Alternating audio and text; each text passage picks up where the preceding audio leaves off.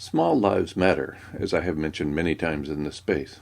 Indeed, according to an episode of All Things Considered that aired on National Public Radio in the United States on June 13, 2012, the, quote, human body contains about 100 trillion cells, but only maybe 1 in 10 of those cells is actually human, end quote. We are comprised of bacteria and other tiny living organisms, as well as non-living entities such as viruses. One such virus has captured the attention of the world, and with good reason. COVID-19 is responsible for millions of deaths, and although governments of the world have declared that the problem has been solved, many people continue to get sick and die from the pandemic. This fact indicates to me that the pandemic is not done wreaking havoc. I'd love to be wrong about this, of course. I frequently hear and read that COVID-19 is a nefarious attempt by the so-called elite among us to depopulate the burgeoning human population on Earth.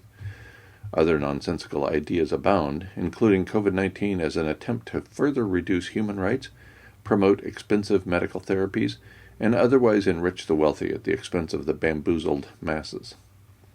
I do not doubt the ability of the informed wealthy to fleece the ignorant masses. Nor do I doubt the ability of the informed wealthy to turn virtually any situation into an opportunity for monetary gain. A quick glance at the past 2 centuries provides plenty of examples.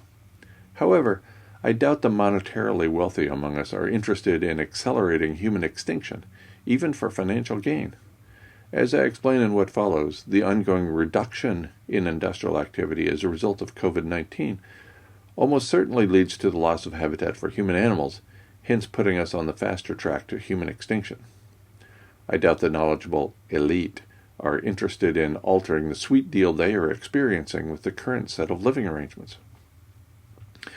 The aerosol masking effect, or global dimming, has been described in the peer-reviewed literature since at least 1929, as I have mentioned frequently in this space. Coincident with industrial activity adding to greenhouse gases that warm the planet, industrial activity simultaneously cools the planet by adding aerosols to the atmosphere. These aerosols block incoming sunlight, thereby keeping cool the pale blue dot we call home. Reducing industrial activity by as little as 35% is expected to cause a global average temperature rise of 1 degree Celsius within a few weeks, according to research published January 18, 2013, in the peer-reviewed open-access JGR Atmospheres.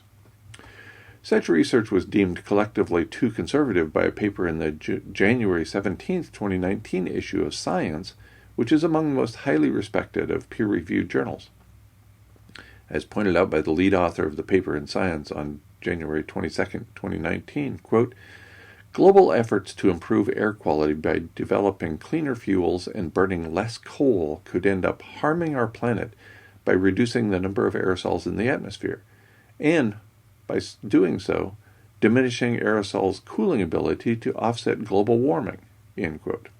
The, quote, cooling effect is nearly twice what scientists previously thought, end quote, and this 2019 paper cites the earlier work in JGR Atmospheres indicating as little as 35% reduction in industrial activity drives a 1C global average rise in temperature, thereby suggesting that as little as a 20% reduction in industrial activity will drive a 1C spike in temperature very rapidly. With respect to timing, Professor James Hansen has indicated in many publications and presentations that the aerosols fall out of the atmosphere in about 5 days. Additional support for the importance of aerosol masking effect comes from many peer-reviewed journal articles I have mentioned previously in this space, and also at GuyMcPherson.com. This research also indicates loss of aerosols exacerbates heat waves, as well as the ongoing abrupt loss of Arctic ice. As I have explained previously and repeatedly in this space, based on the work of Professor Tim Garrett at the University of Utah, civilization is a heat engine. However, slowing or stopping industrial civilization heats the planet faster than maintaining the ongoing omnicidal approach. Of course, the situation is worse than that. Human extinction might have been triggered several years ago, when the global average temperature of Earth exceeded 1.5 C above the 1750 baseline. According to a comprehensive overview published by the European Strategy and Policy Analysis System in April 2019, and, quote, increase of 1.5 degrees is the maximum the planet can tolerate. At worst, such a rise in temperature above the 1750 baseline will cause the extinction of humankind altogether." End quote. Earth's temperature exceeds 2°C, as pointed out by Professor Andrew Y. Glickson in his October 9, 2020 book, The Event Horizon. This is far above the highest global average temperature experienced by Earth with any civilization present, according to a July 18, 2017 paper in Earth System Dynamics by James Hansen and more than a dozen other colleagues. In other words, human extinction via the death by 1,000 cuts route is locked in with no further planetary heating. In light of the ongoing pandemic, the ongoing mass extinction event, and abrupt, irreversible climate change, I am pleasantly surprised humans still occupy Earth. I first pointed out that we are in the midst of abrupt, irreversible climate change on June 20, 2012 at GuyMcPherson.com. I'm not pleased that climate scientists, government officials, and media personalities are starting to echo the evidence I have presented for over a decade. It will all get worse, of course. The large-scale die-off of trees likely will correspond with catastrophic crop failure, making it increasingly difficult for climate scientists, government officials, and media personalities to continue misrepresenting the evidence. A die-off of trees and crop failure might, with an emphasis on might, occur within the next year or so, although I'd rather it not. Every civilization requires bread and circuses. There is little doubt that circuses attendant to industrial civilization will continue until the end of the planetary show for Homo sapiens. Bread, however, requires grains.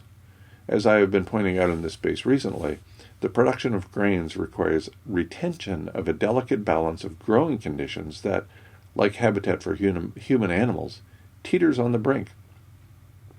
One path to near-term human extinction thus runs from a tiny virus underlying a pandemic through a reduction of industrial activity that overheats a planet already running a fever. Deadly diseases and their potential impacts have been described for decades. As a minor example, I delivered the commencement address to the graduating class in the Master of Public Health program at the University of Arizona on August 17, 2007.